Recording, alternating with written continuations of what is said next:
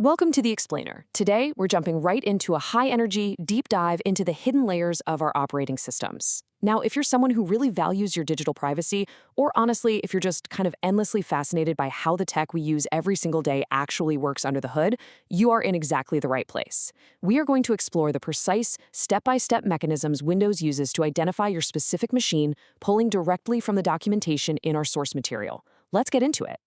So it's the ultimate modern privacy question, isn't it? Does a VPN actually hide your identity? I mean, you know the drill. A lot of us fire up a virtual private network. We see a totally different IP address pop up on the screen. And we just assume, well, we've successfully vanished into the digital crowd, right? We think we're anonymous. But today, we're really going to challenge that reliance on basic network-level privacy tools. Because to truly understand digital tracking, we actually have to look way closer to home. We have to look inside the operating system itself. Section 1. The Privacy Illusion. Okay, let's dive into this. To really grasp how identification works today, we kind of have to transition away from just looking at network traffic and start looking at the actual software foundation running on our devices. While hardware IDs are literally burned into your physical computer components at the factory, Windows maintains this whole separate layered web of software-level identifiers, and they're embedded directly in the Windows registry. The crazy part? Most users never even know they exist, let alone where to go looking for them. You can basically think of them like incredibly persistent browser cookies. But instead of living in Chrome or Edge, they are baked directly into the OS itself, just quietly tracking the machine's identity in the background. Section 2. Machine-level registry keys. So let's peel back the first major layer of this tracking mechanism and examine exactly how the system identifies the physical machine you are sitting in front of right now. Now, what's really interesting here is the sheer scope of it all. These are the 6 primary machine-level IDs, and they're generated right at install time to intricately tie your operating system instance and your hardware profile together. You've got the MachineGuid, used for telemetry and anti-fraud. You have the SUS client ID, which literally ties your machine's entire Windows update history to one unique ID, and the product ID, linking your OS install to your specific digital activation. It is a massive, comprehensive web. And seriously, do not overlook the last one on that list. Even something as simple as your computer name acts as a persistent broadcast beacon. It is transmitted in plain text on every single network connection you make. It gets logged by DHCP servers, DNS resolvers, network monitoring tools, basically everywhere you go. And the absolute kicker here, because of standard OEM setup flows when you first buy a PC, this field is very frequently set to the user's actual real name. All right, so if we contrast the machine keys we just looked at with the next layer of the onion, machine-level IDs are really all about what you are using, right? Your hardware and your software license. But user-level IDs pivot to a much more granular focus. They are specifically designed to track exactly who you are and exactly what you're doing on that machine on a daily basis. Section 3, Tracking User Behavior. Let's look at how Windows assigns identifiers to monitor your personal actions across different applications. The volume of behavioral tracking baked into the standard user profile is just staggering. You have a unique advertising ID that functions as a persistent tracking token shared with ad networks. You have tailored experiences linking your diagnostic data to start menu suggestions. Online speech recognition is actively uploading your voice data for model improvement. And app launch tracking literally logs exactly which applications you open and at what specific times. So the crucial point here is how intimately deep this behavioral tracking actually goes. The inking and typing personalization feature, it doesn't just log words, it actively collects your actual keystroke patterns and handwriting samples to build a personal dictionary. I mean, it goes right down to the actual rhythm of how you type. And actually stop this specific collection, you can't just flip a toggle. You have to manually dive into the registry and change specific keys to a value of 1. Section 4. The GDID bomb cell. Okay, this brings us to the absolute biggest revelation from our source material regarding a major cybersecurity event. Picture this. It's July 2026, and the FBI is hunting a suspect linked to the Scattered Spider hacking collective. Now, this suspect practiced intense operational security. They used VPNs, they used proxy servers, they literally crossed through 3 different countries. But they were ultimately tracked and caught. Why? Because basic IP rotation and VPNs proved completely useless against one specific, incredibly persistent OS-level tracking identifier. Regarding this hidden identifier, our source material states, quote, Microsoft confirmed its existence and confirmed that it has no off switch.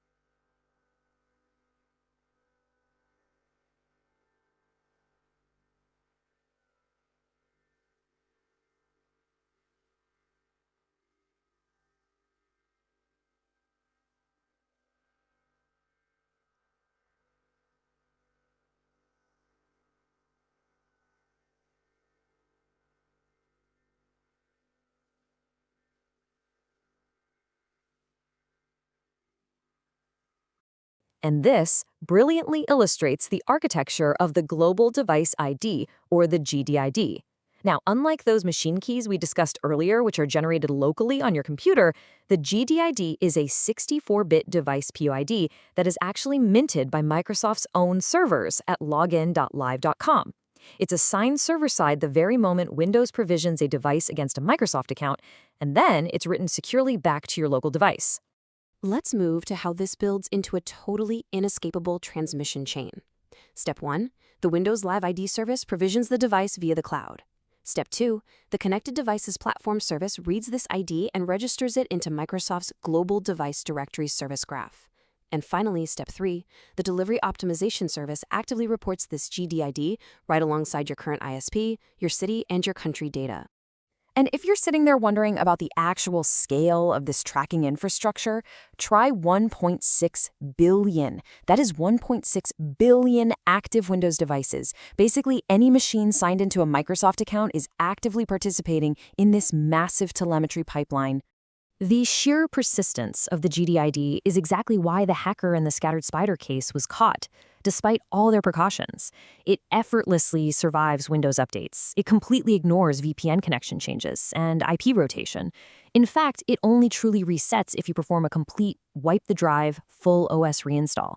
And even if you manage to avoid signing into a Microsoft account, local account machines still receive an anonymous version of the GDID. There is basically no escaping it.